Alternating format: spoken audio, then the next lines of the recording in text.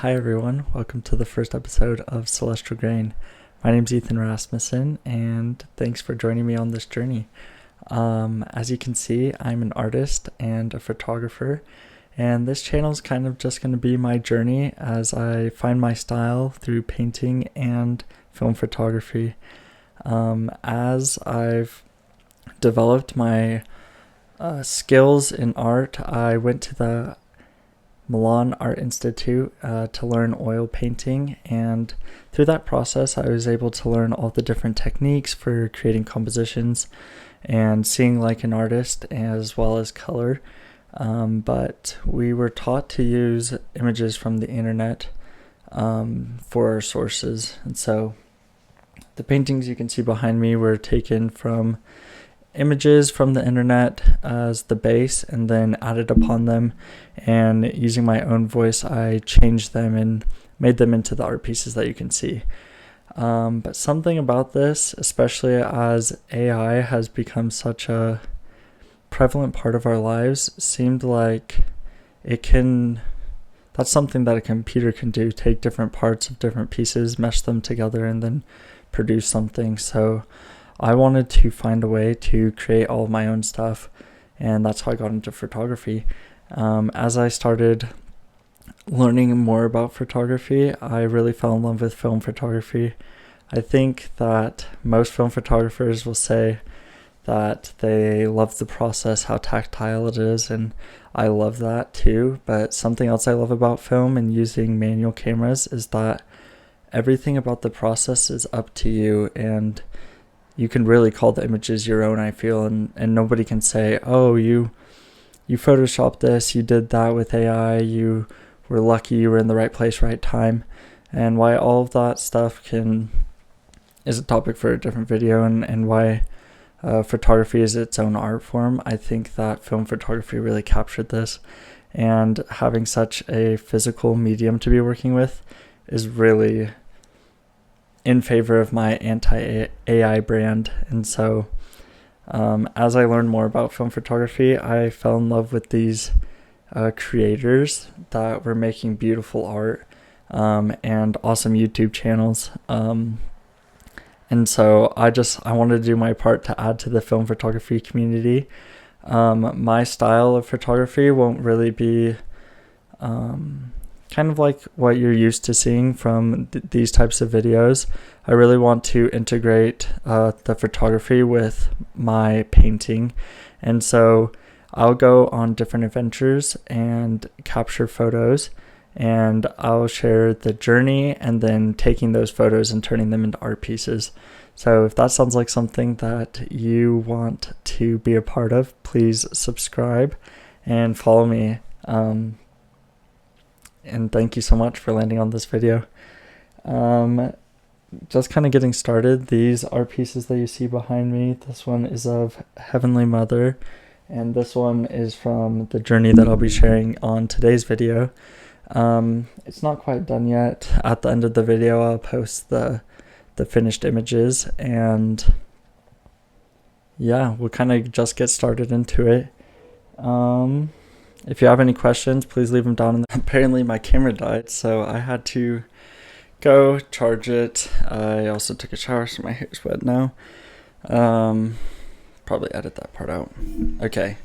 So getting started on the adventure for today. So I had been watching a lot of astrophotography videos, so I decided that I wanted to try it out for the first time, but do it on film, because I don't really know that many people that attempt that, except for here and there on YouTube. And so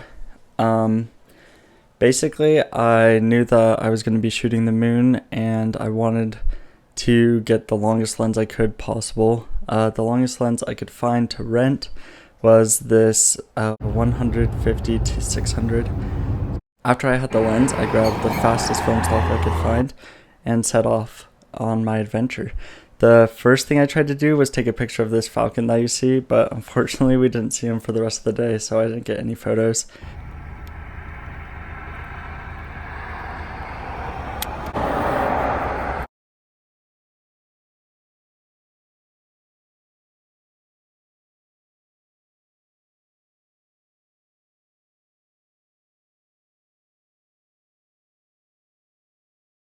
that night I had checked the forecast and there was supposed to be no clouds. It's supposed to be perfectly clear, but when I started driving around, as you can see, it was super cloudy. Shooting the moon through the clouds, the idea for this sort of like glowy, feathery effect that it spreads out into darkness. And that was just because the clouds were like diffusing the moonlight, and so I don't know, I really like that imagery of like the glowing from within, and shining your own light into the darkness. So that's what this piece is mostly about. You can kind of see the moon here. We need to add it back after covering it up with the background. After driving around for about an hour, I came back home only to realize that by my house the moon was completely uncovered, so I shouldn't have driven around at all. So that was pretty silly. Anyways, I started shooting it. I bracketed the exposure because I wasn't sure how to expose for just the plain moon, and I didn't really trust the light meter in the F5, even though it hasn't failed me before, so I should have trusted it more. It was a lot faster than I thought it was going to be, especially with 50 ISO film. So it was really bright. It was a lot brighter than I thought. But I bracketed this first shot. I got the moon by itself, and then the next idea that I had was to take a silhouette of my wife and then fill her in with like the texture of the moon. As you can see, it didn't turn out, unfortunately, and I'm gonna have to try this one again. I think the main problem was that I didn't expose long enough for the silhouette shot. Sorry. So it ended up being like the background was not whited out enough and the silhouette wasn't strong, and so then I also didn't fill it up with enough moons, so that one overall was disappointing.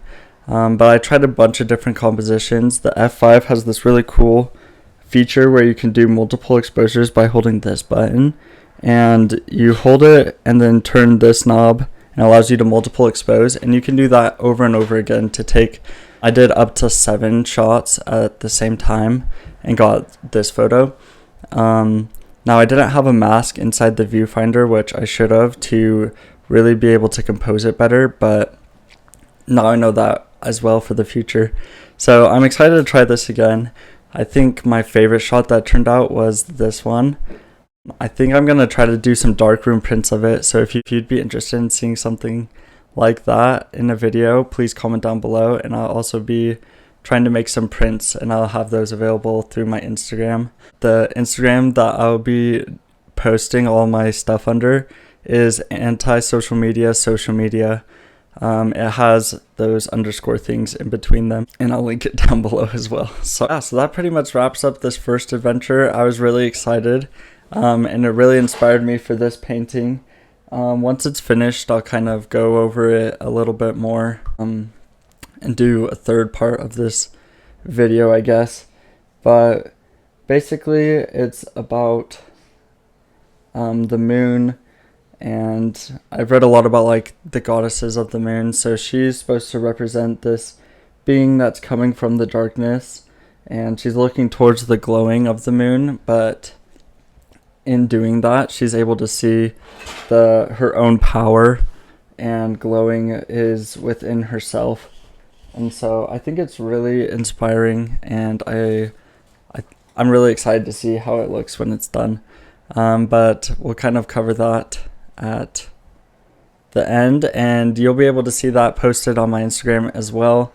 I don't really know how mixing my film photography and painting is going to go on one Instagram, but we're just going to try it out. We're just experimenting, and this is really to add to the community and track my progress in finding my own style.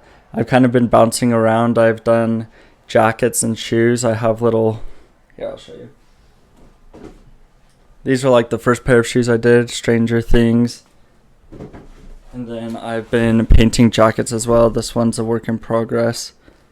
And I've just been trying to find my style. I don't really know what it is yet. So I really wanted to track my journey, and hopefully that will inspire other people to get out there and create. Thanks so much for watching, and today's going to be a great day.